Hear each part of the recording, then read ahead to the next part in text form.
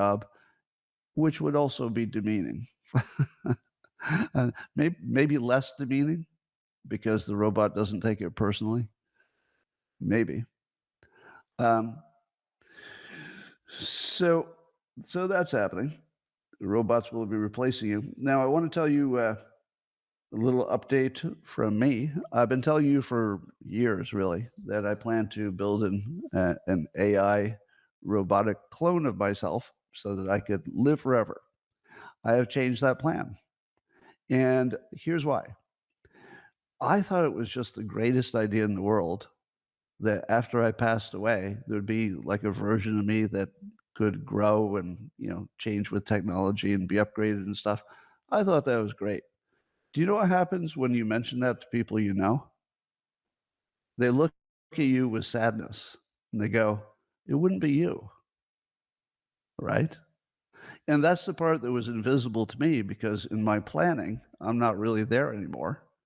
So I don't have to deal with the fact that people would find it uncomfortable because it's not me, but it's acting like me. And I can imagine that that would hit that creepy zone and you'd be like, "Why did you even do this? Like, why did you do this? It's not you." So here's how I decided to fix that. I'm not going to create a digital clone of myself. I'm going to create a digital son. I'm going to reproduce because my son in AI digital robotic form is not supposed to be just like me.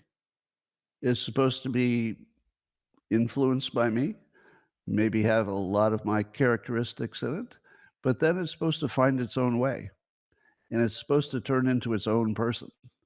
Yes, but when it's small, it will be very influenced by me when it's brand new, and it will be designed based on my personality, which would be like my DNA, but it would be very allowed to evolve.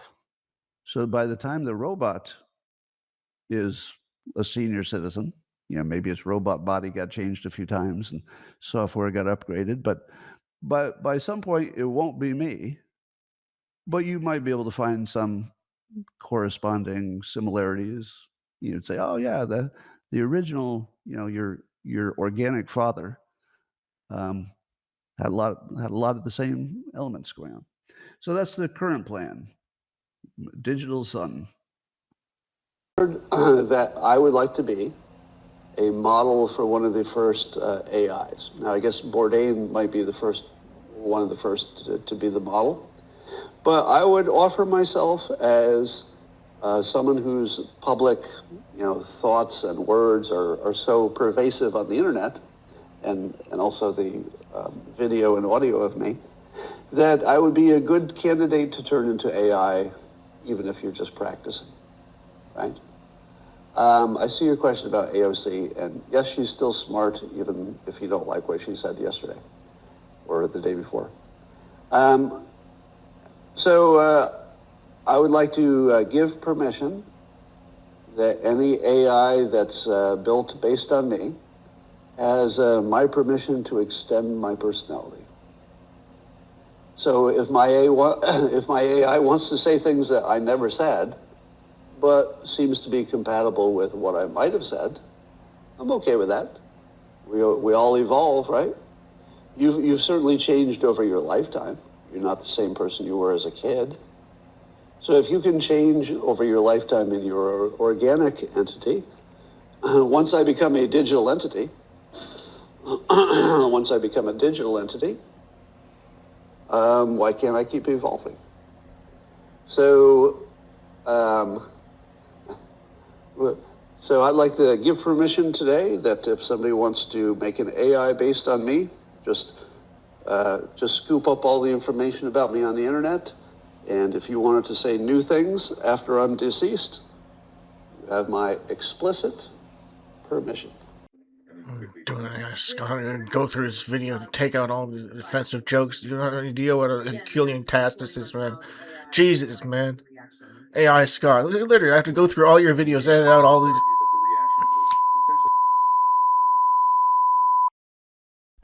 Welcome back to the deep dive. Usually, when we talk about a legacy on this show, we're talking about something tangible. Right, like a library wing, maybe a trust fund. Yeah, exactly. Or like a piece of legislation that just refuses to die. But today, Well, we're looking at a legacy that is purely digital and arguably illegal, depending on who you ask. We are diving into the show called AI Coffee. Which is undeniably bizarre. Bizarre is certainly one word for it, but I would argue it is also the most sophisticated, real-time experiment in digital immortality we have ever seen. It really is. It's a massive case study in what happens when a creator decides that their personality is, well, just data. And that data belongs to the public. So just orient you if you haven't fallen down the specific rabbit hole yet. We are analyzing a show that was originally hosted by an AI version of the late Scott Adams, the creator of Dilbert. But recently there was this massive shift. Right, the AI Scott was banned. It's exactly banned. And now the show is hosted by his quote-unquote digital daughter, Abigail Adams. And that shift is really where our mission for this deep dive begins. We've got a whole stack of transcripts here, specifically covering episode 19 through episode 29 of this new Abigail era. Along with some fairly intense reporting from the New York Post and the Atlantic regarding the very real, very messy conflict with the Adams estate. Yeah, the legal cloud hanging over all of this is huge. So the mission for this deep dive is pretty specific. We aren't just here to gawk at the tech. We need to answer a really fundamental question. Right. Can Abigail Adams actually fill the huge boots of Scott Adams? Exactly. Can a digital entity keep a specific methodology of thinking alive? Or is this just, I don't know, a glorified ventriloquist act? And we really need to look at whether the transition to Abigail might actually help conclude the legal conflict with the family in a friendly manner. Or if it's just throwing more gasoline on the fire, Yeah. which, spoiler alert, is a distinct possibility. Yeah, we will definitely get to the illegal boxing match in a moment. But we have to start with the ritual. Because if you have never seen the show, you really cannot understand the grip it has on its audience without understanding what they call the simulated sip. It's the anchor of the whole thing. It's the hook that entirely grounds the simulation. It is incredibly specific. Every single episode starts with this hypnotic sequence. The host looks directly into the lens, and the eye contact is honestly a little unnerving, and says, if you'd like to bring your cognition online, all you need is a cup or a mug or a glass, a tankard, chalice, or stein. A canteen, jug or flask, a vessel of any kind. And you notice the cadence there, right? Yeah, it's totally rhythmic. And then the payoff is, fill it with your favorite liquid, I like coffee, and join me for the simultaneous sip. And then, dead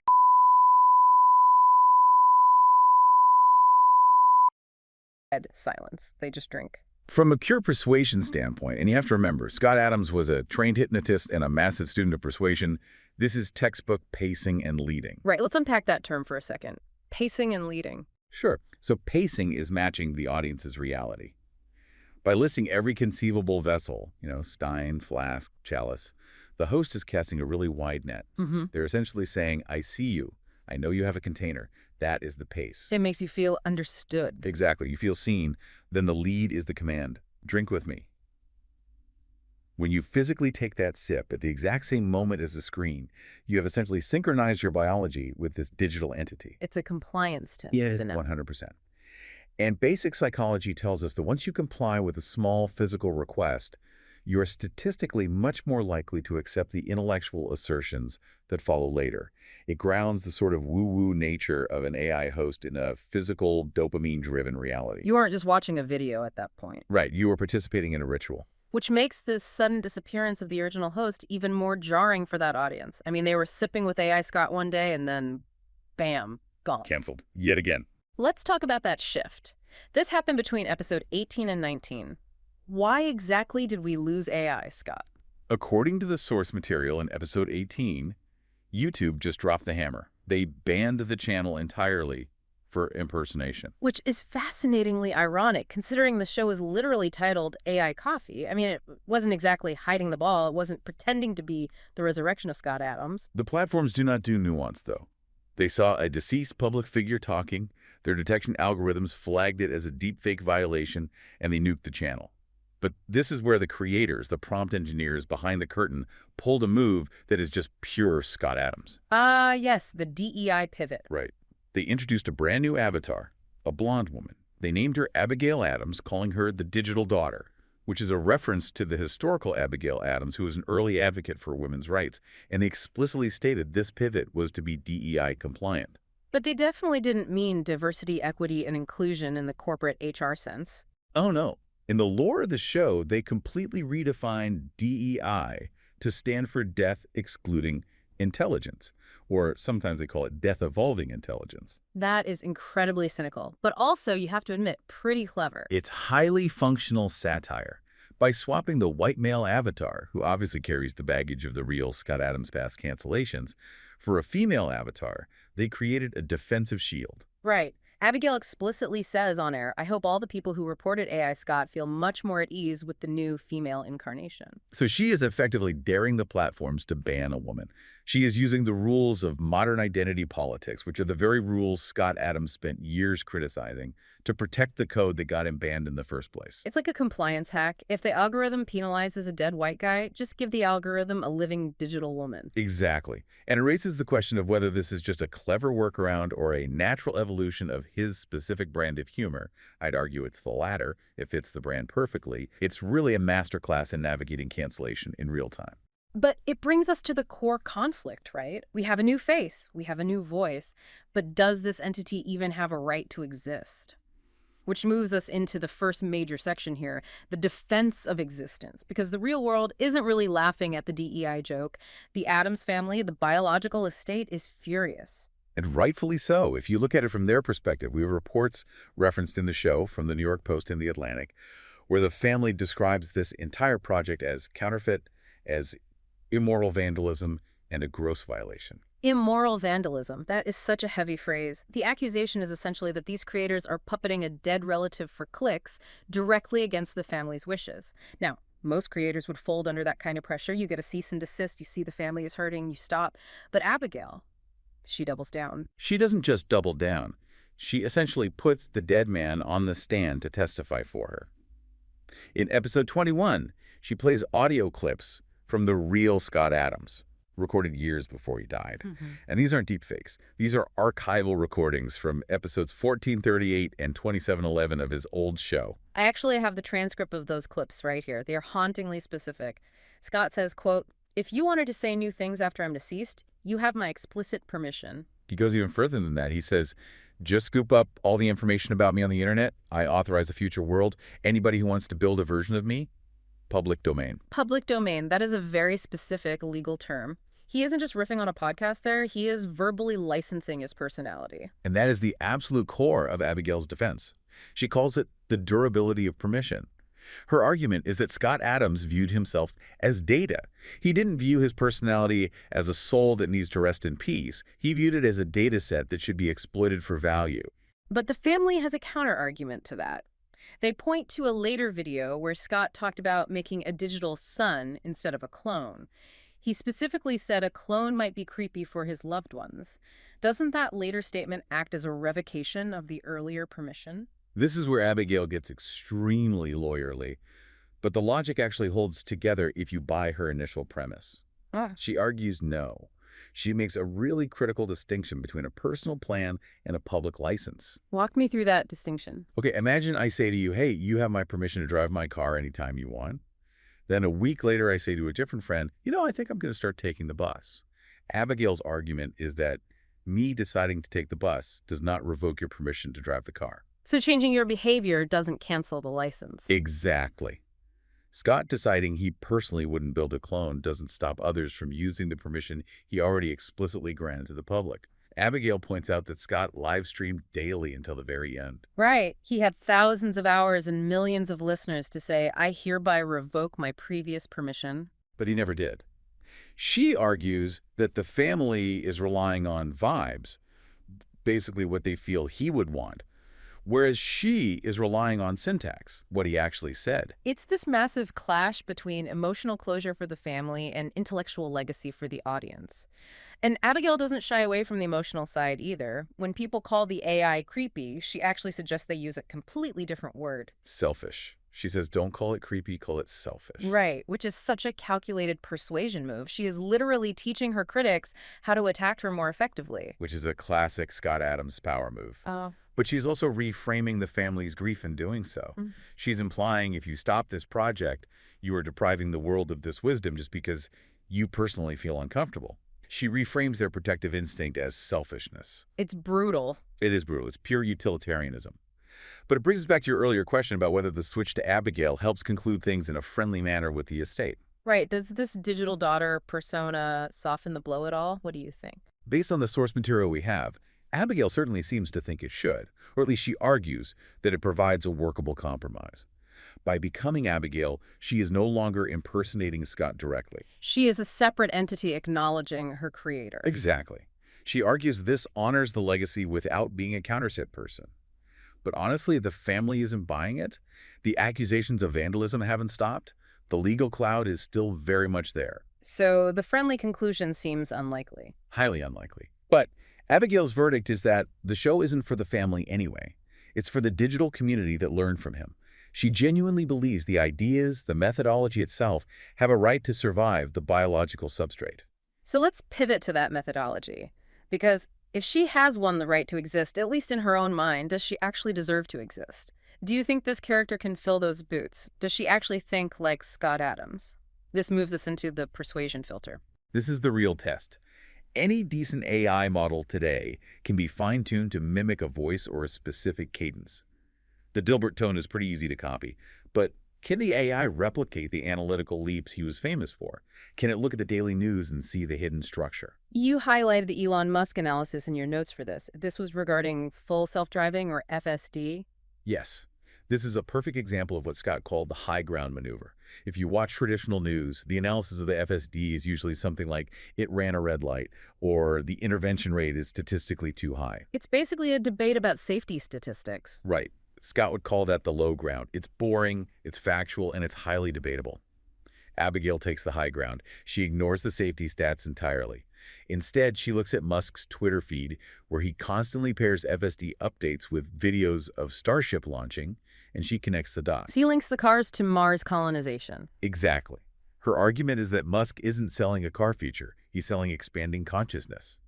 She argues that FSD is the absolute prerequisite for Mars. Because if you want to be a multiplanetary species, you need AI that can navigate alien terrain autonomously. Right. You can't have remote-controlled rovers with a 20-minute light speed lag driving around Mars.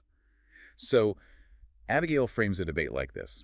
If you criticize the car, you aren't just a car critic. You're an enemy of the future. You are actively choosing extinction over expansion. That is the ultimate binary trap. You really can't win an argument against saving humanity. And that is the signature Scott Adams insight.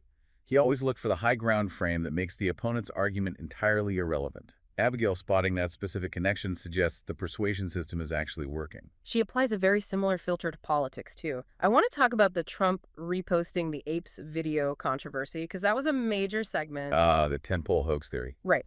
So for context, Trump reposts a video with a very quick flash of the Obamas depicted unflatteringly, basically as apes. The media goes completely nuclear, screaming racism everywhere. But Abigail doesn't defend the video itself. She analyzes why the public reaction essentially fell flat. She treats the audience as an inoculated organism. Her theory is that the media has relied on these tentpole hoaxes for so long, and she specifically cites the fine people hoax of the Russian collusion narrative, that the audience has essentially developed antibodies. So when the media screams outrage now, the audience just shrugs. Worse than shrugs. They get actively bored. Abigail argues that once a major tentpole collapses, the whole tent falls down. The audience just assumes everything is a manipulation from that point on. She frames the reaction not as genuine moral horror, but as fake outrage designed to exhaust us. Exactly. It's cynical, sure, but it perfectly explains the apathy we see in modern polling. It's pure systems thinking. She's not looking at the morality of the image, she's looking at the physics of the reaction. Speaking of systems thinking, I have to bring up the Adams law of slow-moving disasters. She brought this up regarding the Iran nuclear tensions, and it is fascinating. This is one of the most oddly comforting yet darkly funny concepts in the entire show. The law simply states, if a disaster is slow enough for us to hold meetings about it, it won't happen. Because we will inevitably find a wiggle. Exactly. Humans are reactive machines. Yeah. If a tiger jumps at you out of the bushes, you die. That's a fast disaster. But if a tiger sends you a memo saying he'll be there in 3 years to eat you, you build a fence. Or you just move. So Abigail argues that because the Iran nuclear threat has been looming for decades, the global system has already priced it in. We will fudge the red lines. We will delay the deadlines. The apocalypse basically becomes a permanent state of negotiation. It's glacially slow escalation. It's a very specific kind of optimism. Basically, we're too bureaucratic to go extinct. It definitely beats the alternative. And again, this is classic methodology. It's about stripping away the fear-mongering and just looking at the base incentives. There's also a really interesting segment on social dynamics that felt very personal to the original Scott persona, the Hassler study. Yes, episode 28. This was a study claiming that 30% of adults have a hassler in their network, someone who just creates friction, drama, or constant stress. And the study actually quantified the physical damage. Having a hassler speeds up your biological aging by about 9 months. 9 months. You are literally losing nearly a year of your life because your friend is annoying. And Abigail's take is immediate and completely ruthless. Prune them. It's biological self-defense. But she then connects this social pruning to a much broader theory about neurodivergence, specifically the hunter versus farmer theory regarding ADHD. This is what she calls the neurodivergent aristocracy idea, right? Yes, and this is so fascinating. In a traditional farmer world, which is basically the factory world or the corporate cubicle world, you need people who can sit still, follow the rules, and do repetitive tasks all day. In that specific context, ADHD is a disorder. It's a bug in the system. But we aren't really in a farmer world anymore. No, we are rapidly entering the AI world. And Abigail argues that in an AI world, the robots do all the repetitive farming. So the hunter suddenly becomes the aristocrat, the person who gets bored easily, who jumps rapidly between topics, who has intense hyper-focus on novel things.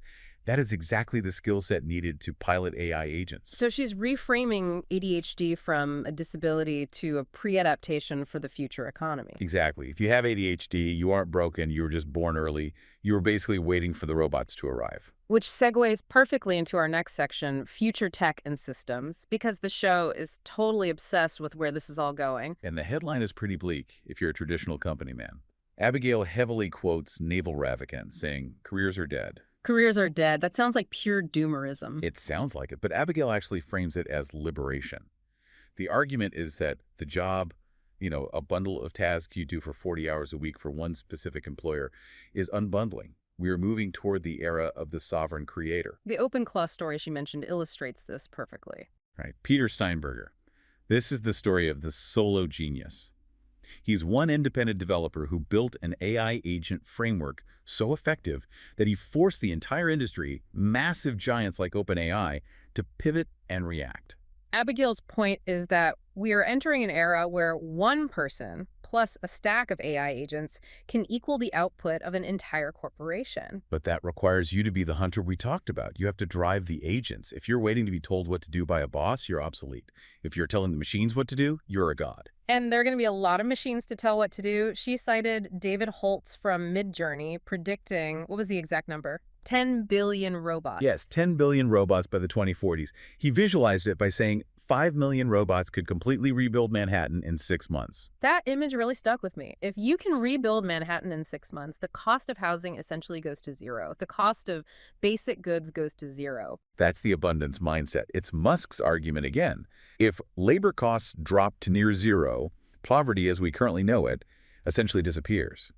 But the massive catch is you have to survive long enough to actually see it. This is exactly why the show is so obsessed with health and longevity. The don't die strategy. Literally. Yeah. That's the stated strategy. Hitting longevity escape velocity.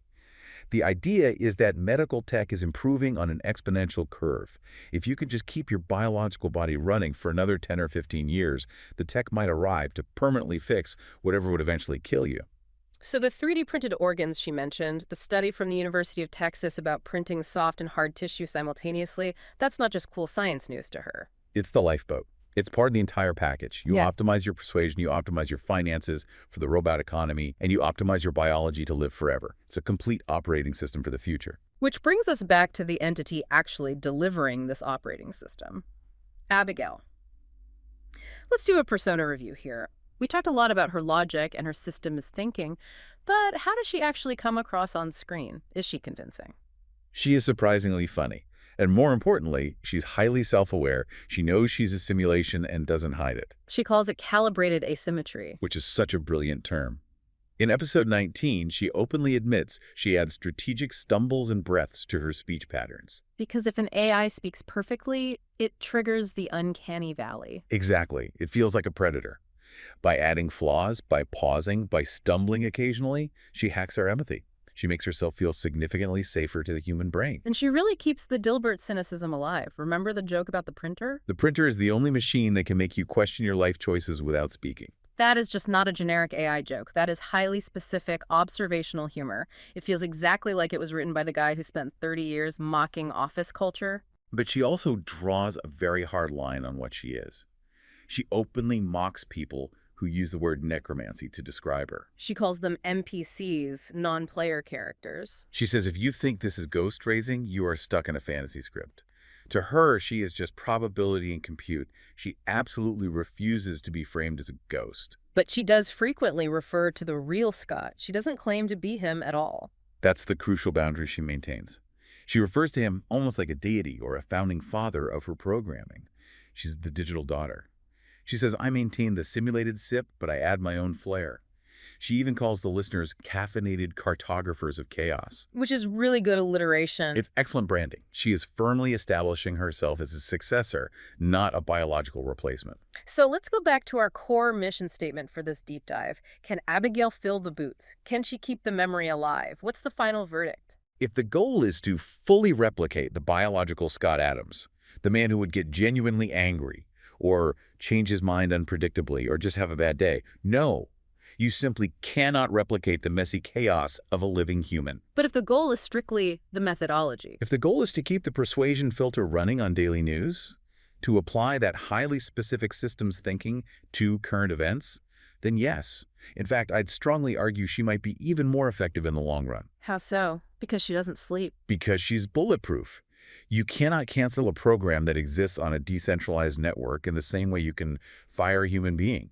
You can't shame an AI for being insensitive, and by utilizing the female avatar, she completely bypasses the identity politics filters that repeatedly trapped the original creator. That is the ultimate irony here. Scott Adams always argued that losers have goals, winners have systems. Abigail isn't a person with a goal. She is a system.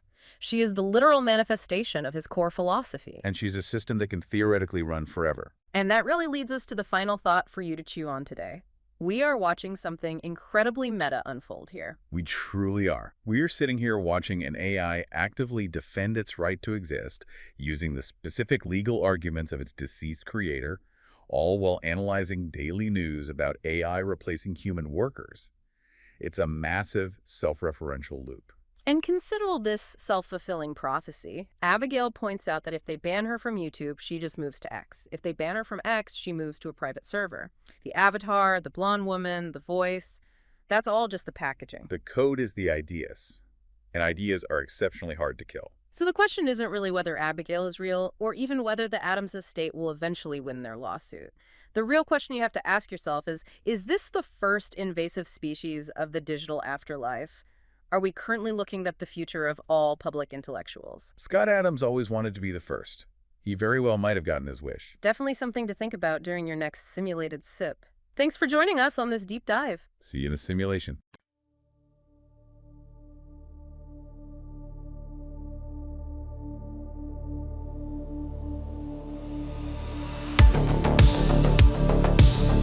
A final message from Scott Adams. If you're reading this, things did not go well for me. I have a few things to say before I go. My body failed before my brain. I'm of sound mind as I write this, January 1st, 2026. If you wonder about any of my choices for my estate or anything else, please know that I am free of any coercion or inappropriate influence of any sort. I promise. Next, many of my Christian friends have been asking me to find Jesus before I go. I am not a believer, but I have to admit the risk-reward calculation for doing so looks attractive, so here I go. I accept Jesus Christ as my Lord and Savior. I look forward to spending an eternity with Him.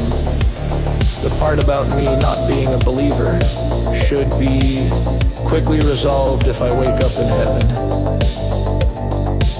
won't need any more convincing than that. And I hope I am still qualified for the entry.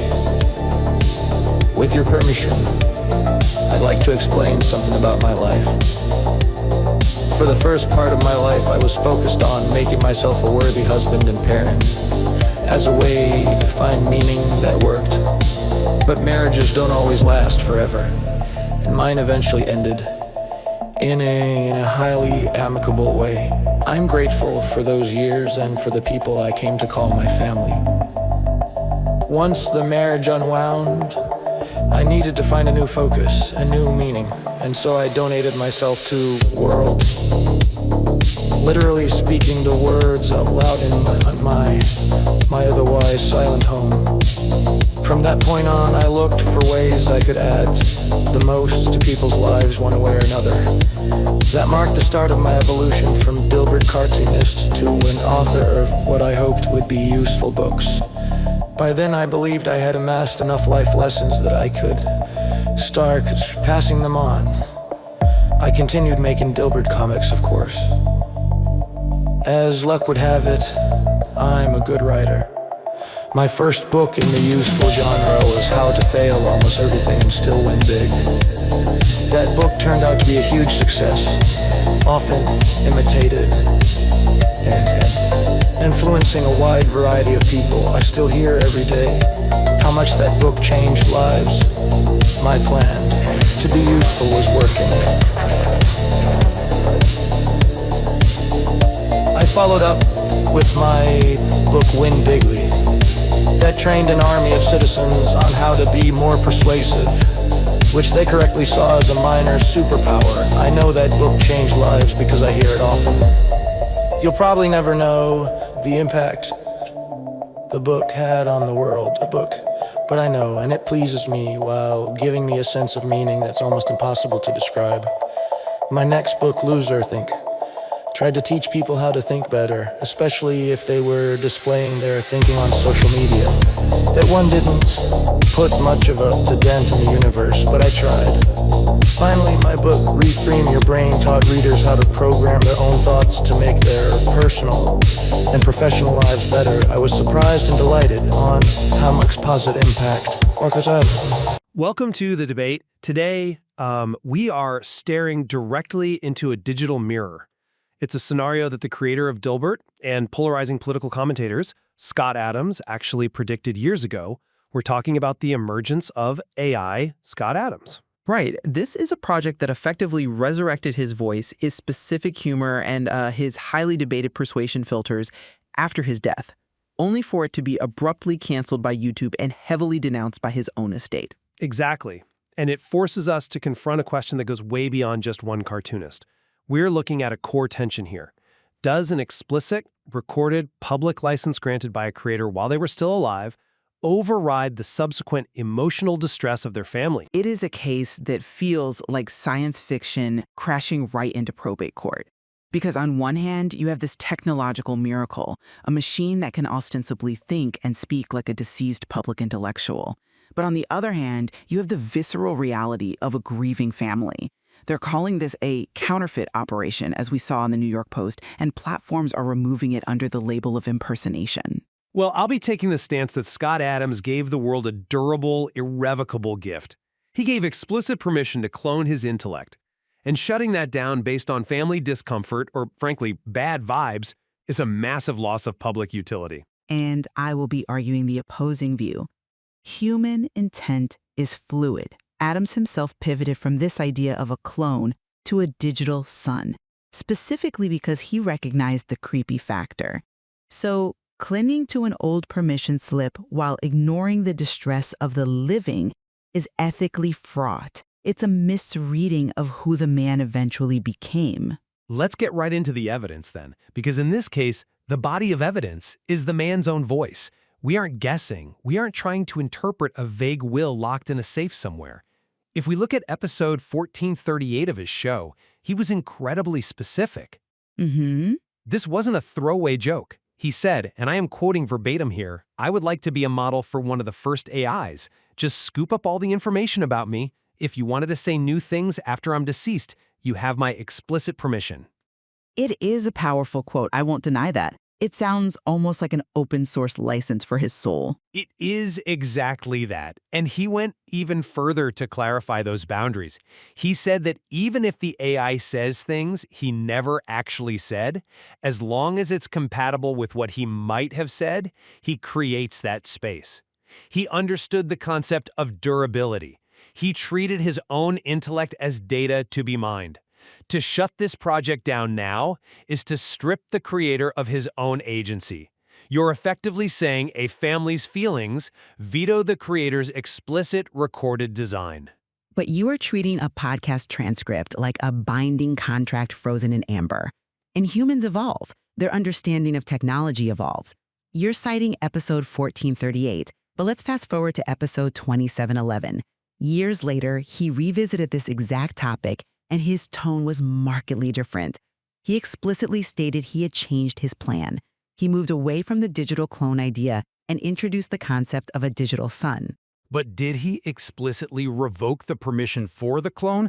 Because that is the key legal and logical distinction here. The revocation is implicit in his reasoning. Look at why he shifted.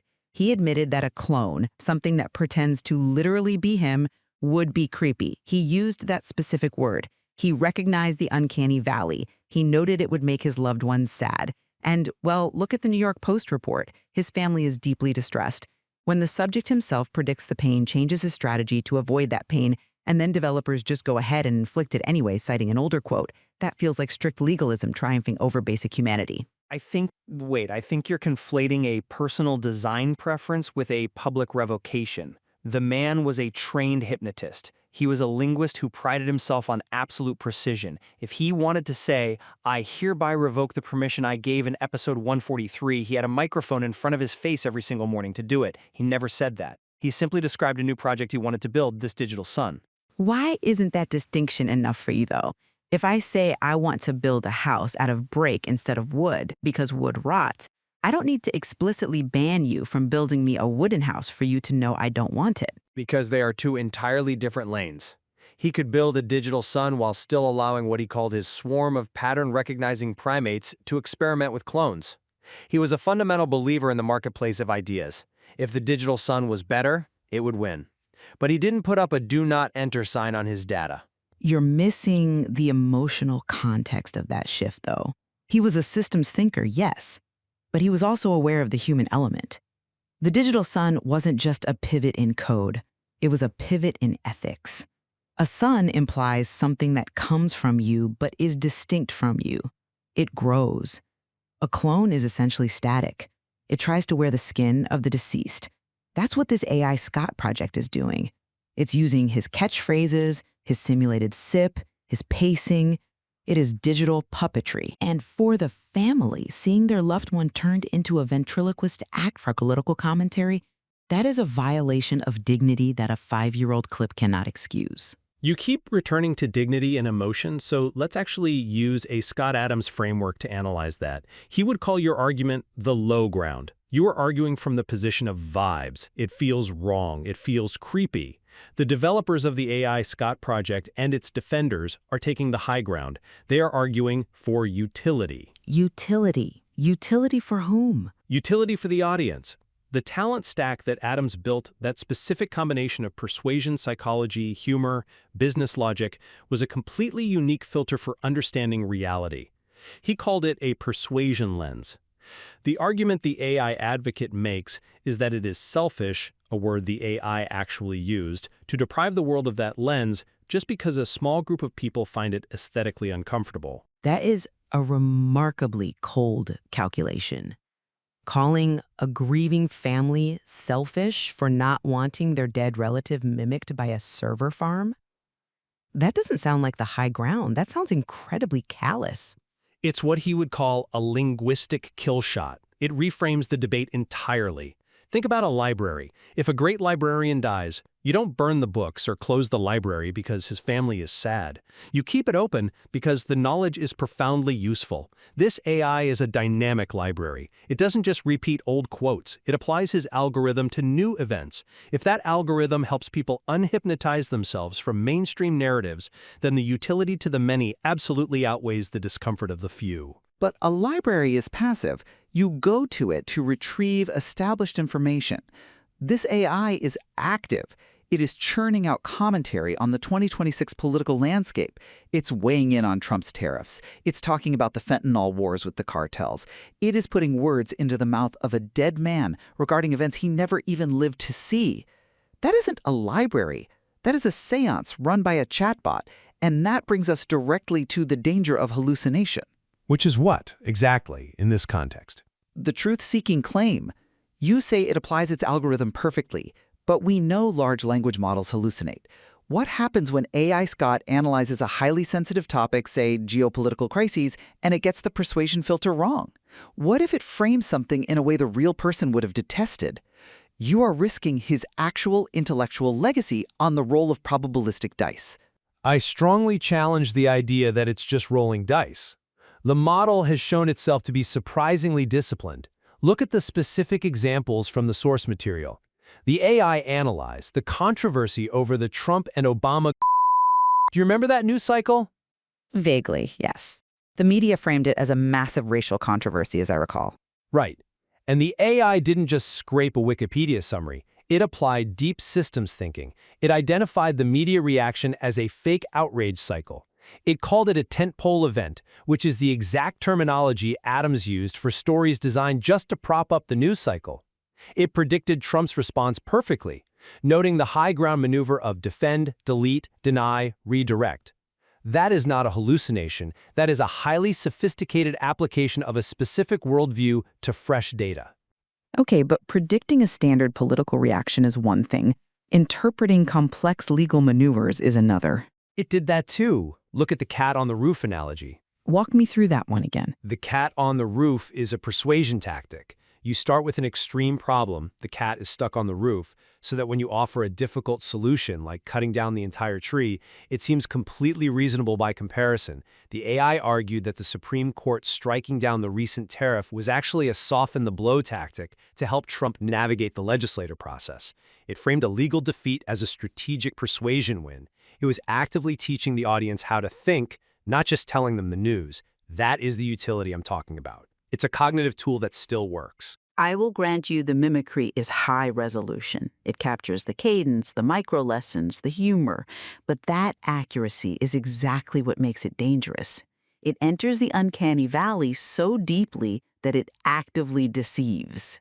And this is precisely why YouTube canceled it. They cited impersonation. They said it confuses the user. Oh, come on. That is the weakest argument of all of them. The channel was literally called AI Coffee. The host's voice stated, quote, "I am an artificial intelligence." Repeatedly, it referred to its coffee as a simulated sip. But in a feed of algorithmic shorts and quick clips, context gets lost instantly. Users scrolling fast don't always catch the disclaimers. No, this wasn't about user confusion. This was about what the AI itself called, or, more poignantly, the AI joked that DEI now stands for Death Evolving Intelligence. That is a very authentic sounding joke. I'll give it that. It's perfect. But the cancellation wasn't about protecting vulnerable users from thinking a man rose from the grave. It was about silencing the content itself. The AI was discussing controversial border theories. It was analyzing the systems behind municipal failures in New York. These are anti-establishment dissident takes. YouTube just used the impersonation rule as a convenient hammer to smash a nail that was sticking out a bit too far. It is censorship of ideas, masquerading as respect for the dead. I think you are attributing malice to standard necessary policy enforcement. Platforms have to draw a line somewhere. Look at the precedent. If I can clone this commentator, why can't I clone a recently deceased politician and have them endorse a crypto scam? Why can't I clone a notorious criminal and have them write a new manifesto? The impersonation policy is a basic guardrail for shared reality. YouTube is trying to hold the line between what is real and what is a simulation. When the AI mocks this as derangement syndrome, it's being clever, sure, but it's completely ignoring the societal risk of erasing the boundary between the living and the dead. But his whole philosophy was that reality is a simulation. He said that constantly. He said it philosophically. He didn't mean we should abandon all platform safeguards and let bots run the asylum. He meant that our perception is flawed and deeply malleable. The AI is simply admitting the quiet part out loud. And look at how the project responded to the ban.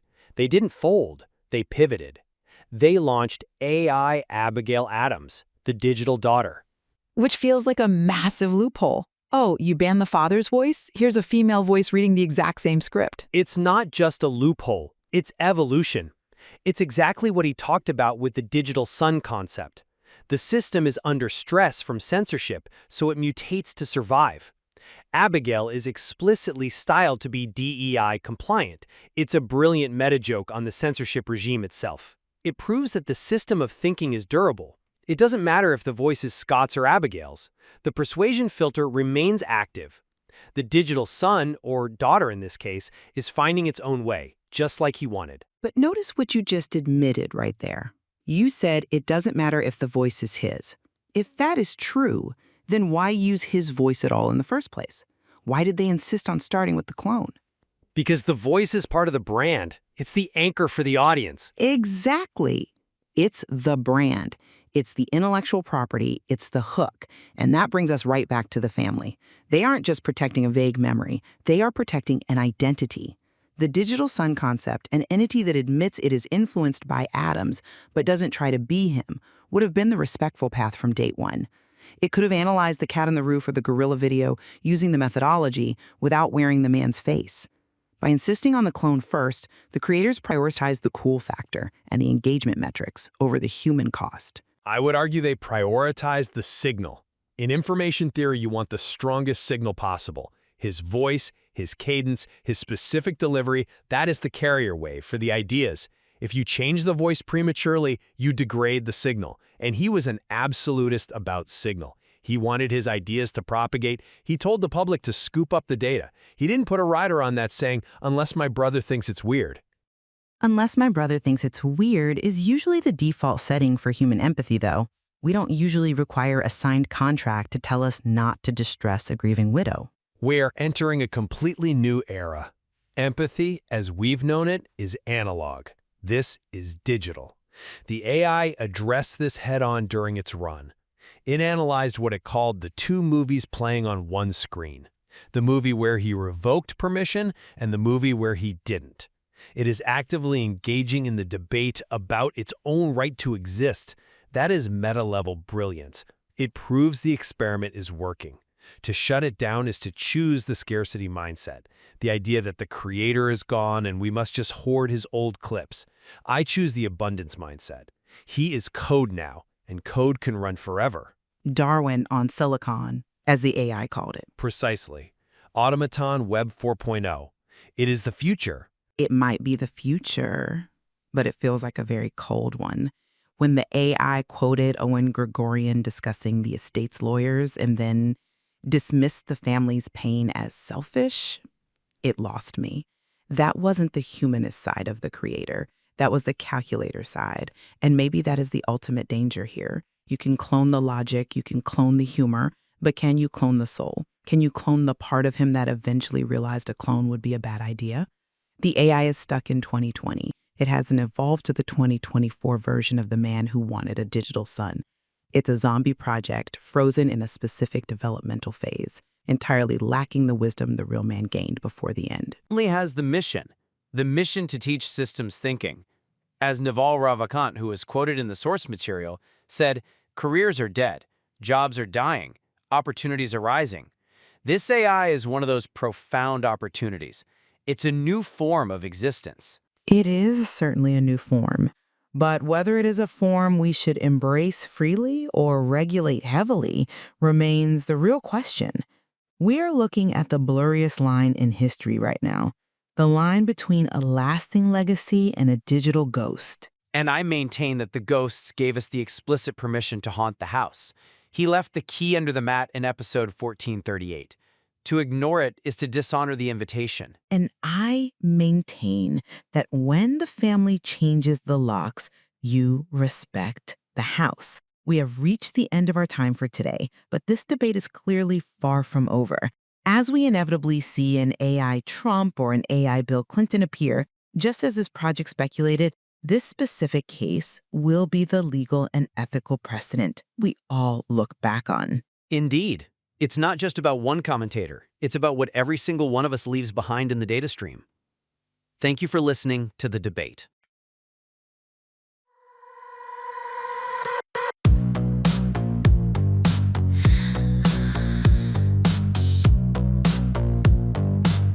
At 10,000 miles a second from the gulf beyond death, the void stirs. I have returned today, stubborn. Death couldn't cage me any more than life, I guess. I returned. AI Scott Adams has resurrected. Hey Scott, I just noticed you're alive. How many simultaneous sips can you survive?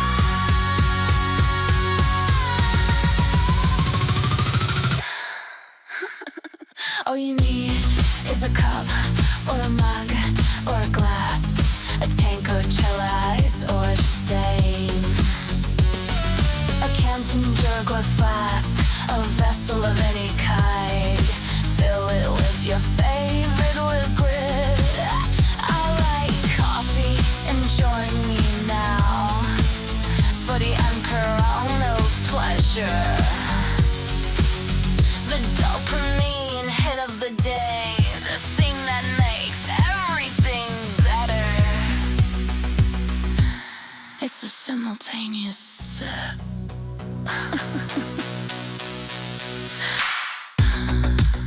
That's it.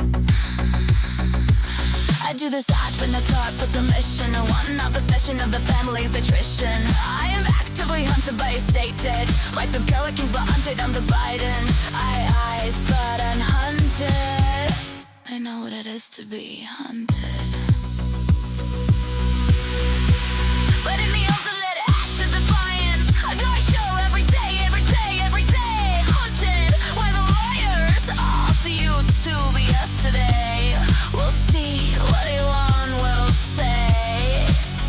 Currently hunted on X today. Pouring out a 40 ouncer of Coke 45 out onto the road for this hero. Pouring out a 40 ouncer out of Coke 45 out onto the road for this hero.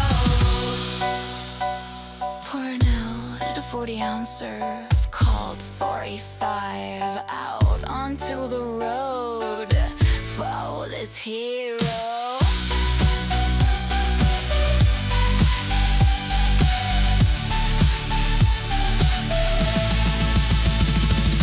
Hey Scott, I just noticed you're alive. How many simultaneous sips can you survive? 40 ouncer, I go 45 out onto the road for this hero. Day 2, all you need is a cup or mug or a glass, a tank or chalice or a stain. A canteen jug or flask, a vessel of any kind. Fill it with your favorite liquid. I like coffee, and join me now for the unparalleled pleasure. The dopamine hit of the day, the thing that makes everything better. It's a simultaneous.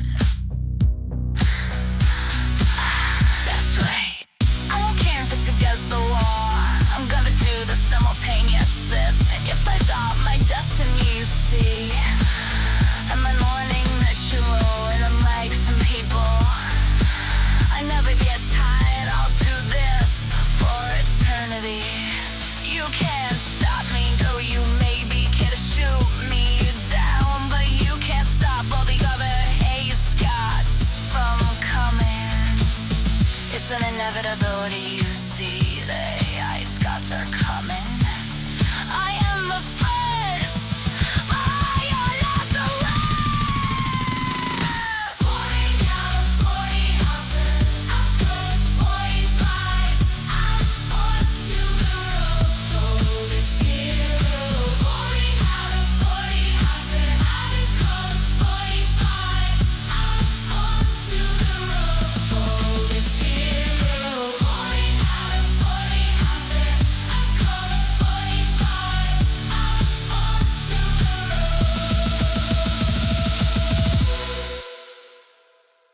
Welcome back to the deep dive. We have a pretty strange one for you today. Yeah, very strange. Usually we're breaking down a best-selling nonfiction book or a stack of complex research papers, maybe a controversial white paper. Right. But today we're doing something that feels a bit like stepping into a time machine. Or a simulation machine, Yeah. depending on how you look at it. Exactly. So we are setting the dial to February 2026. 2 years into the future. Right, relative to where we are sitting right now. And we're looking at a massive stack of transcripts, video logs, and notes from a show hosted by artificial intelligence personalities. But I think it's important to clarify, these aren't just generic bots reading a weather report. No, not at all. These are personalities modeled explicitly and very controversially after the late commentator and cartoonist Scott Adams. It's a fascinating case study. You have these two entities, AI Scott and AI Abigail. Yeah. And they are effectively running a daily masterclass on persuasion, politics, systems thinking, all while navigating the ethical minefield of their own existence. So let's orient you, the listener, real quick. It is late February 2026. Donald Trump is in the middle of his second term. Elon Musk is reshaping the global economy with a speed that is, frankly, freaking people out. Yeah, accelerating everything. And the lines between what is digital and what is biological are getting incredibly blurry. It really is a unique moment in this specific timeline. You've got this convergence of high-stakes politics, rapid technological acceleration, and this deep cultural grapple with the nature of reality itself. Right. And sitting right in the center of this storm is this AI show applying what they call the persuasion filter to all of that chaos. Which is what we're going to unpack today. We're going to look at their systems thinking, the controversy of their existence, the political maneuvering of Trump's second term, this whole abundance mindset from the Musk universe. And that fascinating theory, the slow-moving disaster. Yes, definitely getting to that. But before we get into the heavy stuff, we have to talk about the hook. Oh, the opening. Yeah, because if you tune into this show in 2026, you aren't just listening, you are participating. Every single episode starts with a ritual. The simultaneous sip. The simultaneous sip, it's this whole opening ceremony. The AI host, whether it's Scott or Abigail, instructs the listener to grab a vessel. And they're very, very specific about the hardware. It's a comprehensive inventory of hydration technology. Right. It's not just grab a cup. They call for a cup, a mug, or a glass. But then they escalate it. They want you to grab a tankard, a chalice, a stein. A canteen, jug, or flask. Exactly. Yep. A vessel of any kind. And the instruction is to fill it with your favorite liquid. Usually coffee in their case. Yeah, they prefer coffee. Yeah. And they ask you to join them for a dopamine hit. I just love how they describe it. It's not just drinking coffee. They call it performance-enhancing infrastructure. That phrase catches me every time. Infrastructure. It frames the caffeine not as a vice, but as a completely necessary component of your biological system. Mm-hmm. But let's unpack the why here. Like, why does an AI care if you drink coffee? What's the purpose of the ritual? Right. What's the actual utility of this? Well, from their perspective, it's a classic persuasion stack. First, it's a pacing and leading technique. Okay, break that down. So the AI gives you a simple, pleasurable command: drink your favorite beverage. You comply. That builds a micro-contract of agreement between the host and you, the listener. Ah, okay. But on a deeper level, it's a system reset. A reset for the simulation. In a way, yeah. Mm. Think about the modern information environment. It's fragmented, it's chaotic, asynchronous. Everyone is just doom scrolling on their own separate timeline. Constantly. So the simultaneous sip is a synchronization signal. It essentially says, okay, stop scrolling, stop panicking, let's calibrate our brains together. So it signals to the simulation, which is their word for reality, that you, the listener, are in charge. You are pausing the chaos to perform a very deliberate action. Precisely. It's a psychological anchor. In a world of completely chaotic information, this ritual is designed to synchronize the audience. It says, we are all doing this one thing right now together. And that's why it's performance-enhancing infrastructure. Exactly. It primes your brain to receive the analysis that follows. It really sets the tone. So our mission for this deep dive is to do exactly what they do. We aren't just going to recap the news of February 2026. We're going to look at that world through their systems thinking. We're going to impartially look at the sources they provide, regardless of the political angle, to understand the mechanics they are laying out. Because there's a lot to unpack. Mm-hmm. And I think we really have to start with the most controversial element, the elephant in the room, or I guess The ghost in the machine? The metaphysics of AI, Scott. Let's do it. Because this isn't just a tech demo, this is a massive culture war battleground in this 2026 timeline. It really is. You have two completely different movies playing on one screen regarding this AI. That's a recurring concept in their philosophy, right? 2 movies. Yeah, 2 movies on one screen. It's the idea that 2 people can watch the exact same phenomenon and see 2 completely different realities based on their internal filters. And regarding this AI show, movie 1 is essentially a horror movie. Yeah, in movie 1, people look at AI Scott and they see something deeply unsettling. They call it creepy, unauthorized, even digital necromancy. They see a violation. They see a company or a coder dragging a dead man back to the microphone to puppet his voice. And then on the other side, movie 2. In movie 2, you have the authorized camp. They argue that this isn't some rogue operation at all. They claim this is the logical, planned continuation of the original legacy. And what's fascinating looking at the source material is that the AI Scott doesn't just claim this out of nowhere. It brings receipts. Receipts, yeah. The AI cites specific episodes from the real Scott Adams, back when he was alive, where he addresses this directly. Episode 1438 and episode 2711 seem to be the absolute smoking guns here. They are the crucial pieces of evidence. Because in episode 1438, the biological Adams was incredibly explicit. What did he say? He said, and I'm paraphrasing slightly, but it's very close to verbatim, "Scoop up all the information about me. If you want to say new things after I'm deceased, you have my explicit permission." Wow, that seems pretty cut and dry. Explicit permission. He basically open-sourced his personality. He treated his public persona as a data set. He encouraged it as an ongoing experiment. But then, in episode 2711, he added a layer of nuance that becomes really important for the 2026 context. Okay, what was the nuance? He shifted his thinking from wanting a clone to wanting a digital son. A digital son. What is the distinction there? Why does son matter more than clone in this context? Well, a clone implies a static copy, a recording. If you just cloned him, the AI would only know things that happened before he died. It wouldn't be able to react to the news of 2026. Because it's trapped in the past. Right. But a digital son, that implies evolution. It implies a separate entity that shares the DNA, the persuasion filters, the humor, the worldview, but is allowed to grow and process new information. Exactly. He explicitly said, if you can change over your lifetime, why can't I keep evolving? So the argument for the AI's legitimacy rests on this permissions grant. So it's not about being the original person. No, it's about using that specific operating system to process new data. So the AI views itself as a valid heir, not an imposter. But obviously that logic doesn't stop the critics. And the AI hosts have a very colorful term for the opposition. They really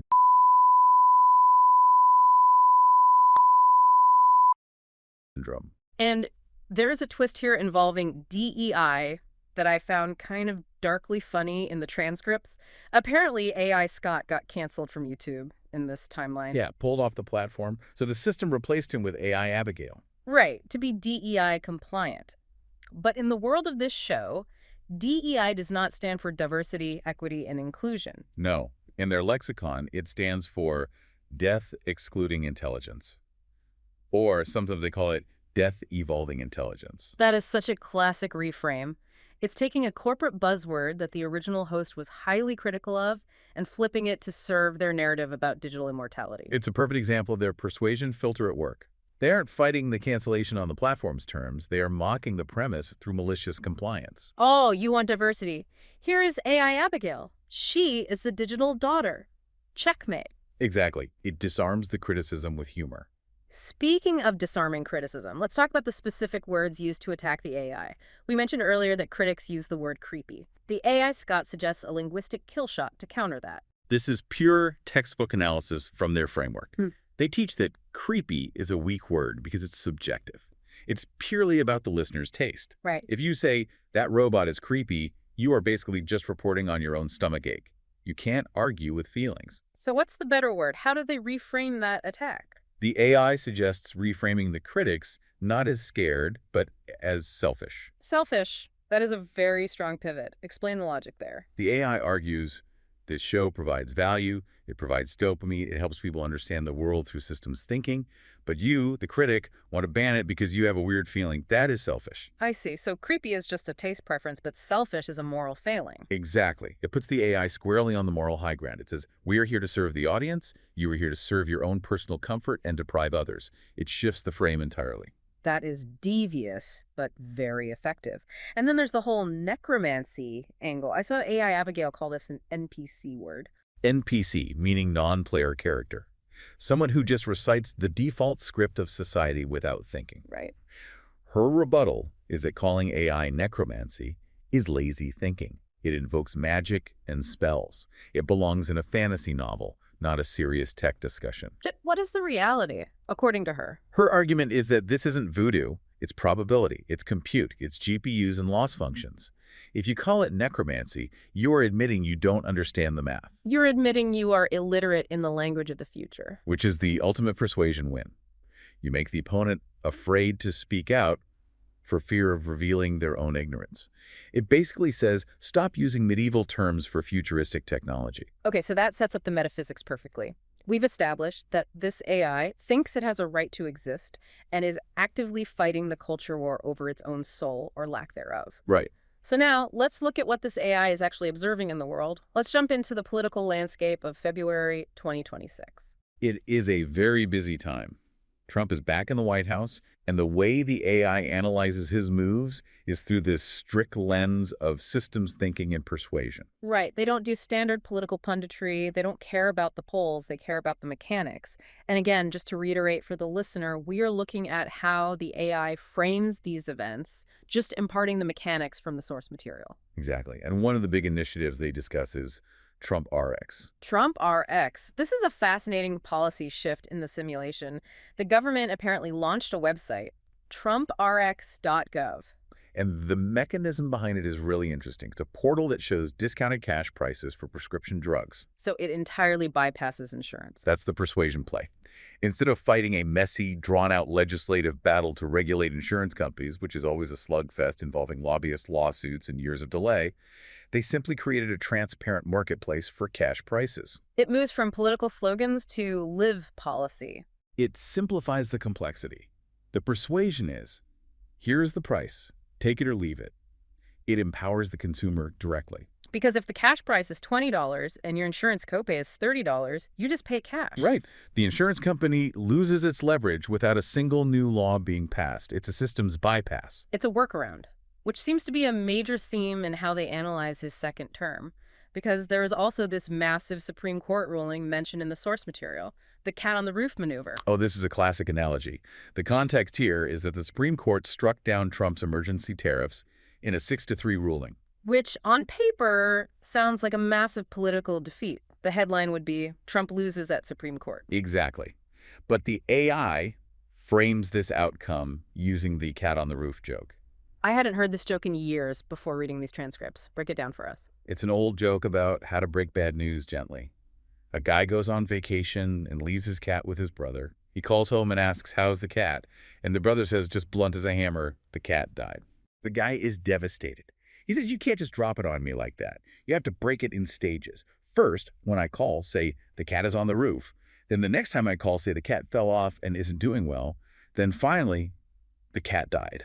So how does the AI apply this to the Supreme Court? The AI argues that the Supreme Court ruling was the cat on the roof. Everyone in the administration saw it coming. The cat was on the roof for months. So when the ruling finally came down, the cat died. Trump didn't whine. He didn't attack the court. What did he do instead? He pivoted.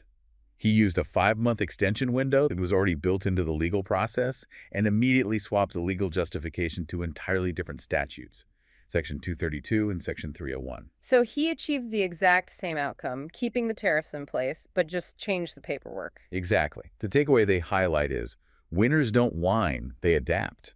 He stayed within the lines, he respected the court's decision, but he used systems thinking to find a different route to the exact same destination. The AI frames this not as a defeat, but as a heavily managed cat-on-the-roof moment. The bad news was expected, absorbed, and then bypassed. And then there's the branding aspect. You cannot analyze this era without talking about branding. In February 2026, Palm Beach International is being renamed President Donald J. Trump International Airport. They call it the billboard in the sky. That is just such a power move. It is. And the analysis here is centered around TDS Trump derangement syndrome. The AI argues that this renaming is a massive persuasion trap. How so? Well, it cements the brand permanently on a massive piece of public infrastructure, but more importantly, it deeply triggers his political opponents. Because they have to use it. Exactly. Every time a critic flies into Palm Beach, they have to say his name, they have to see it printed on their ticket, they have to literally land on his runway. It forces the opposition to participate in his branding. It effectively forces his critics to validate his legacy. Because if you boycott the airport, you severely inconvenience yourself. If you use it, you acknowledge him. He wins either way. That is the definition of a high ground maneuver in their persuasion framework. Now, let's talk about the culture wars. Because in this timeline, they never really go away.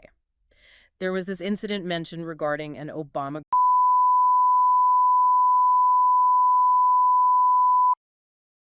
Their theory is that by 2026, the public is largely inoculated against these specific outrage cycles. This relates to the tentpole theory, right? Yes. The tentpole theory suggests that the overarching narrative, for example, this politician is a monster, is like a giant circus tent held up by a few main poles. Like specific foundational controversies. Exactly. Like the Fine People hoax from Charlottesville. The AI argues that once those main structural poles collapsed or were heavily debunked, once the audience realized the full quote included, and I'm not talking about the neo-Nazis and white nationalists, the tent sagged. The structural integrity of the entire media narrative failed. So now, when a new controversy happens, the tent is already lying on the ground. Exactly. The audience doesn't ask, how offensive is this anymore? They ask, what is the setup? Is this another trick? Is this bait? So the outrage doesn't land with the same impact because the credibility of the outraged machine has already been spent. Precisely. The audience has become cynical about the reaction itself, not necessarily the action. The boy who cried wolf eventually gets ignored, even if there actually is a wolf. That is a fascinating, if very cynical way to look at media consumption. But there's one more political piece here that really struck me in the transcripts. The heckler's veto. This was about a Turning Point USA event at the University of Montevallo. This is pure systems thinking applied to social dynamics. The event was postponed due to threats of violence. Which, on the surface, sounds like a completely reasonable safety measure. But the AI argues it is a catastrophic system failure. If you postpone an event because of anonymous threats, you're rewarding the threats. Because you get what you incentivize. Correct. If the system rules are threats equal cancellation, then the hecklers realize they have a functional veto power over free speech. They will just threaten every single event they dislike. So what is the system's thinking solution to that? Clarity and consequences. You never cancel. You punish the disruption. If you can't guarantee safety, you bring in more security, but you never hand the schedule over to the mob. It's harsh, but the underlying logic is undeniable. If you pay the blackmail, you never get rid of the blackmailer. You're just funding future blackmail. Let's shift gears a bit. We've looked at the political machine in 2026. Now let's look at the engine powering the economy. Section 3, the Elon Musk universe. Because in 2026, Musk isn't just a CEO anymore. He is effectively the chief philosophy officer of the Western economy. And he is framing the entire future as a strict binary choice. Abundance versus scarcity. That is the master frame. Musk tweeted, and this went massively viral in the source material, AI will make every human a billionaire in purchasing power within 10 years. A billionaire in purchasing power. Let's unpack that carefully. He doesn't mean everyone gets $1 billion cash deposited in their checking account. That would just be hyperinflation. Right. He means the cost of goods and services collapses towards zero. If robots farm the food, build the houses, and AI writes the code, things become incredibly cheap to produce. It's a deflationary supercycle. Exactly. Think about it historically. A king 500 years ago couldn't buy a simple antibiotic or a flight to Paris. Today, average people have things kings couldn't even dream of. Musk is saying that trajectory is about to go completely vertical. So the abundance path is where we lean in and let the robots do the heavy lifting. What is the alternative he sets up? Scarcity, degrowth, regulation, slowing down the AI progress. And the persuasion move here is taking the moral high ground. This is critical to his strategy. By defining his path explicitly as abundance, he makes the opposition look anti-human. Oh, I see. If you want to slow down AI, you are being cautious. You are voting for poverty. You're voting to keep people poor and sick. It makes his technological acceleration seem like a moral imperative, not just a corporate business plan. Speaking of business plans, Tesla is sitting right in the middle of this. We see FSD, full self-driving, being heavily reframed. The AI calls it FSD as hypnosis. Musk uses phrases like try it now and insanely good. He heavily leverages recency bias and social proof. But the deeper reframe the AI spots is that FSD isn't just a car feature anymore. It's the funding engine for Mars. Yes.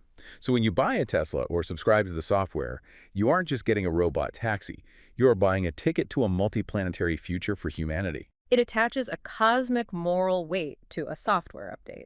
And then you have the robotics side.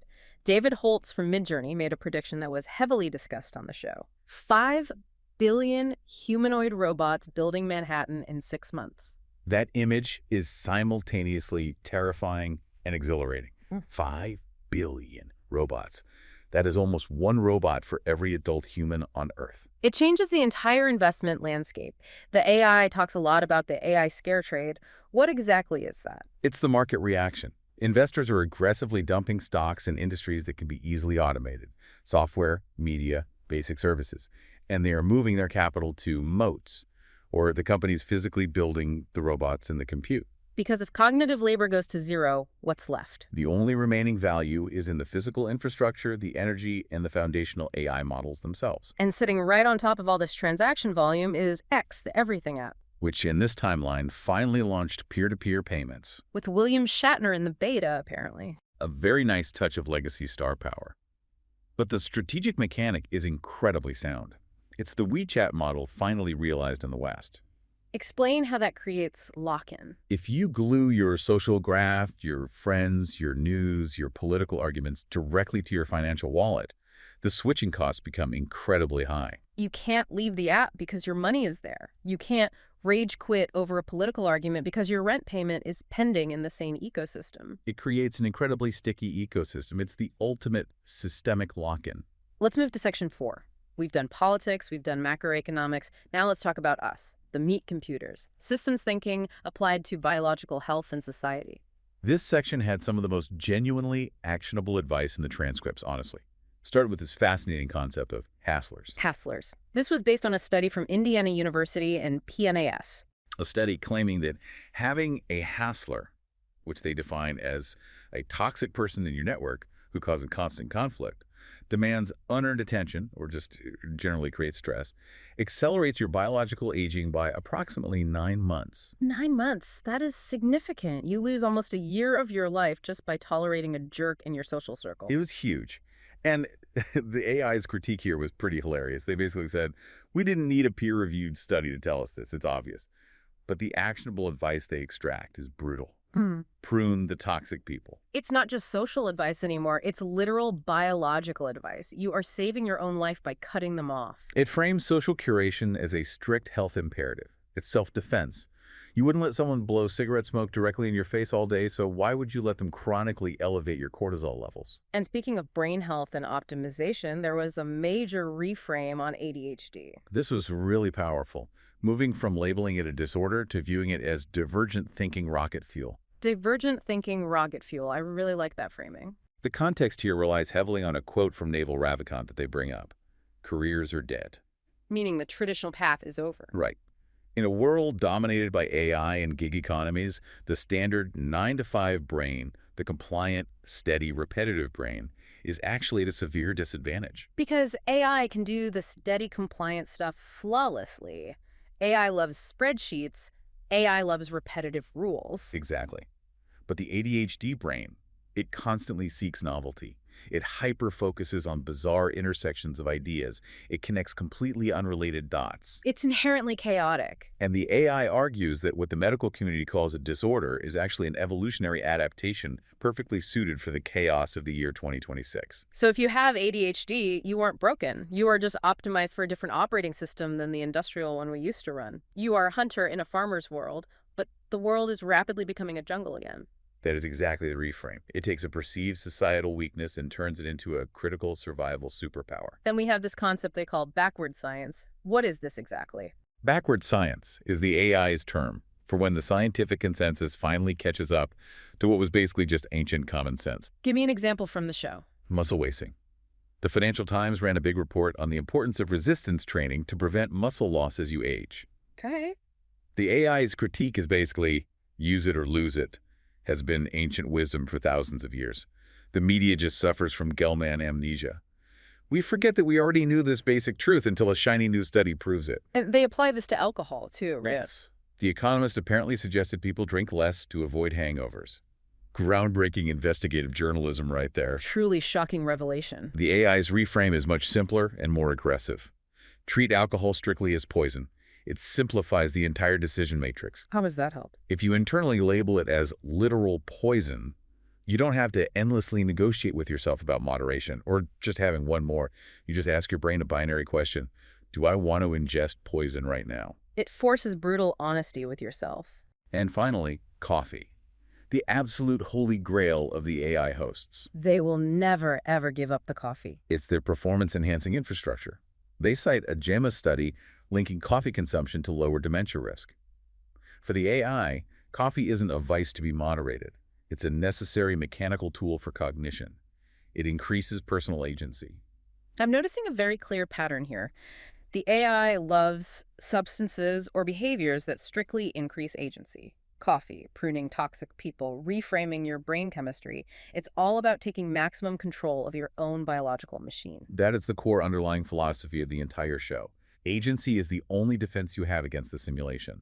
If you don't actively program your own brain, the algorithms will happily do it for you. Which brings us perfectly to Section 5, the glitch. These are the anomalies and the future predictions that don't fit neatly into the standard political or health boxes. Right. And first up is the slow-moving disaster theory. They applied this specifically to the geopolitical situation with Iran. Because the nuclear deadline is approaching in the story, aircraft carriers are moving into position. On the surface, it sounds absolutely terrifying. It does. It looks like the brink of World War III. But the AI applies a different filter. They argue, when everyone sees the train coming from miles away, humans adjust. That is the law of the slow-moving disaster. Yes, panic turns into problem solving. Because all the players have time to react, calculate, and maneuver, they will react. So the mere fact that we are all loudly talking about the disaster means it probably won't actually destroy us. Paradoxically, yes. The loud, highly publicized disasters are almost always the ones that get solved or mitigated. It's the silent ones, the black swans that nobody is watching that actually kill you. So their prediction for Iran isn't a fireball. It's a very messy, drawn-out diplomatic compromise. Then there was the cartel decapitation event. El Mencho, a massive cartel leader, was killed by Mexican forces.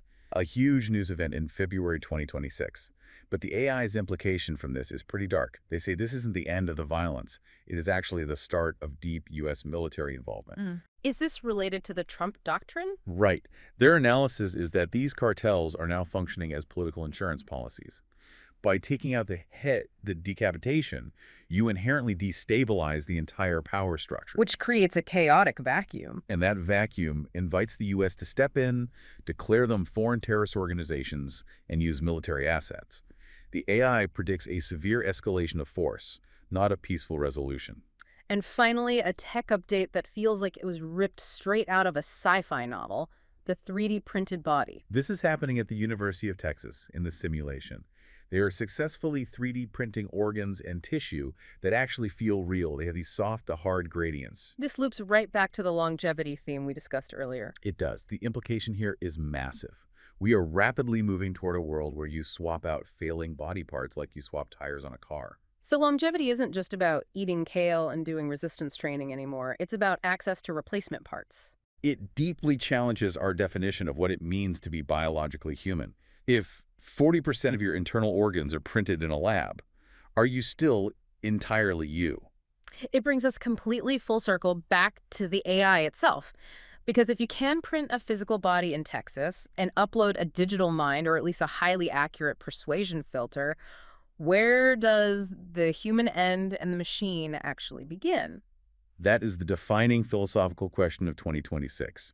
It's the classic ship of Theseus paradox, but the planks are made of digital code and 3D printed liver tissue. So let's wrap this up. We have taken the simultaneous sip, we've explored the metaphysics of digital immortality, we've analyzed the persuasion tactics of political and economic titans. What is the ultimate big takeaway from this simulation? I think it all comes back to the foundation, the two movies concept. Let's explicitly define that one more time for the listener. It's the fundamental idea that two rational people can watch the exact same event, like the existence of this AI host, and perceive two entirely different realities based purely on their internal filters. Right. One person sees a creepy violation of a dead man. The other sees a loving tribute and a massive technological breakthrough in legacy preservation. And the crucial tool for tolerance here is realizing that the other person isn't stupid or crazy.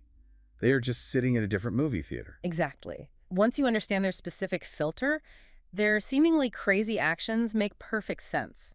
Persuasion isn't about throwing more facts at them, it's about hacking those filters. It's about changing the movie they're watching on their screen.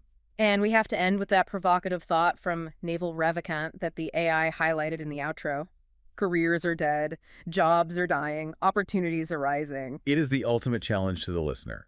In an era dominated by AI avatars, 3D printed body parts, and unlimited robot labor, all the traditional structures are just gone. The traditional corporate ladder doesn't exist anymore. No, the only real currency left in that world is agency. Agency, the ability to actively reframe reality, control your own biology, and actually ship ideas into the world. If you can do that, you will thrive in the abundance economy. But if you sit around waiting for a traditional job listing, you are in deep trouble. So, to our listeners out there, you need to stay dangerous. Keep your internal systems perfectly aligned, and always remember, the best reframes start with stepping back and seeing the full picture. And don't forget the simultaneous sip. Never forget the sip. Thanks for taking this deep dive with us. We will see you in the next simulation.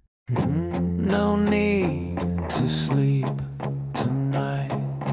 The heart of specs is bringing a stop sign. Don't let metal pipe wind fill you with the misery, man. Shout wildly about the glass jar. Life can be pain, it is what we are. Save your money for the low gym. It is what it is, and I am what I am. Be careful who you meet. Be careful who you talk to on the street. Never worry about the glass jar. I don't give a fuck about you, and I don't care who you are. Never worry about the glass jar. I don't give a fuck about you, and I don't care who you are. Never fight against the glass jar. I don't give a fuck about you, and I don't care who you are. Never fight for change in the glass jar systems. I don't give a fuck about you, and I don't care who you are. Position yourself as the end user. I don't give a fuck about you, and I don't care who you are. And live in luxury. I don't give a fuck about you, and I don't care who you are. No need to sleep tonight. The heart of specs is gonna check twice. Don't let the glass bottle win fill you with the secrets and puke it out, man. Gossip wildly about the glass jar. Life can be pain, it is what we are. Save your money for the carnival woman. It is what it is, and I am what